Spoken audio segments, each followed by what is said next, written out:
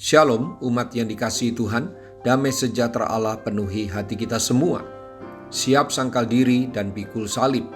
Firman Tuhan hari ini diambil dari 2 Timotius 2 ayat 3. Demikian firman Tuhan, ikutlah menderita sebagai seorang prajurit yang baik dari Kristus Yesus.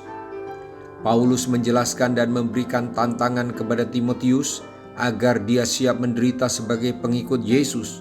Rasul Paulus tidak sedang mengajarkan teologi penderitaan ataupun teologi kemiskinan lawan dari teologi kemakmuran. Rasul Paulus oleh ilham Roh Kudus sedang mengajarkan sisi lain dari tantangan, panggilan, dan harga mengikut Yesus. Sebagai pengikut Yesus, Timotius tidak bisa lagi hidup seperti orang yang tidak mengenal kebenaran. Tidak ada tempat dalam diri pengikut Yesus untuk tidak mau menyangkal diri dan pikul salib, hanya bermimpi, bergaya hidup mewah dan foya-foya. Semua itu dijelaskan secara gamblang dalam rangkaian ayat sebelum dan sesudah ayat yang kita baca dan dengar ini. Pendek kata, Alkitab mengajarkan tentang sangkal diri dan pikul salib. Bapak, Ibu, Saudara-saudari, sayang sekali jika selama ini pemahaman kita sebagai pengikut Yesus hanya diisi tentang janji-janji berkat, mujizat, pertolongan, pembelaan Tuhan, dan lainnya. Tidak ada yang salah dengan ajaran itu jika diimbangi dengan pengajaran dan pemahaman yang benar tentang sangkal diri dan pikul salib, siap menderita dan berkorban, mematikan kedagingan, serta hidup beda dengan cara orang dunia. Jangan lupakan teladan Tuhan Yesus dan teladan para nabi, serta orang kudus dalam Alkitab. Mereka semua menyangkal diri dan dengan rela menderita bagi kebenaran.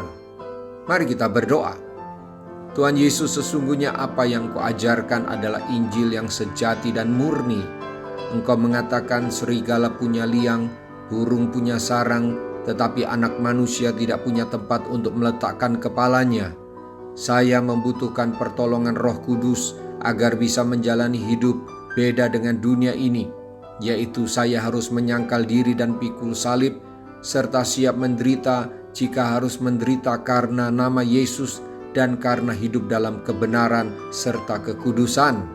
Roh Kudus, bimbinglah saya selalu agar iman saya semakin hari semakin murni dan kokoh, dibangun di atas dasar firman Allah, bukan pada janji-janji berkat semata. Terima kasih buat renungan firman-Mu hari ini. Saya diingatkan kembali panggilan untuk ikut menderita sebagai prajurit Kristus. Dalam nama Tuhan Yesus, haleluya, amin. Sampai jumpa Senin dengan suara gembala, firman Allah yang hidup. Tuhan Yesus memberkati.